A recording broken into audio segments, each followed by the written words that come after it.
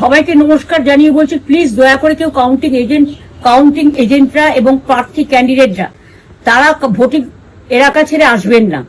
Strong রুমে যেখানে counting হচ্ছে, মানে সেন্টারে, সেখান ছেড়ে কেউ আসবেন না। এটা বিজেপির প্ল্যান।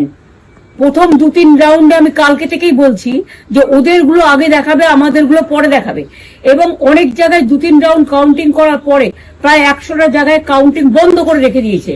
এবং কল্যাণীতে ধরা পড়েছে 7টা মেশিন, যেখানে কোনো মিল নেই। এটা টোটাল ফোর্সফুলি সেন্ট্রাল ফোর্সকে দিয়ে চারিদিকে তৃণমূল কংগ্রেসের উপর অত্যাচার করছে, অফিস ভাঙছে, জোর করে দখল করছে। এসআইআর নামে আপনারা দেখেছেন ভোট লুট করেছে যাতে যে সিটগুলো জিততে পারে। কিন্তু এখনো এমন 70টা সিট আছে, 100টা সিট আছে যেগুলো আমরা এগিয়ে আছি, সেগুলো বলছে না। টোটালটাই মিথ্যে নিউজ খাওয়াচ্ছে।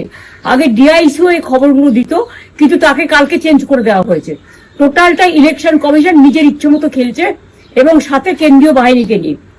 এবং আমাদের পুলিশরা টোটাল মাথা নত করে কেন্দ্রীয় বাহিনীর আন্ডারে কাজ করছে।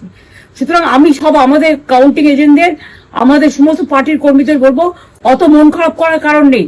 আমি বলেছিলাম সূর্যাস্ত পরে আপনারা জিতবেন। 3 রাউন্ড 4 রাউন্ড কাউন্ট হলেও এটা 14 রাউন্ড থেকে 18 রাউন্ড কাউন্ট হয়, তখন আপনারা জিতবেন। Wait and see, watch. আমরা সবাই আপনাদের সাথে আছি, আপনারা কেউ ভয় পাবেন না, নিশ্চিন্তে থাকুন। আমরা বাঘের বাচ্চার মতো লড়াই করে যাবো।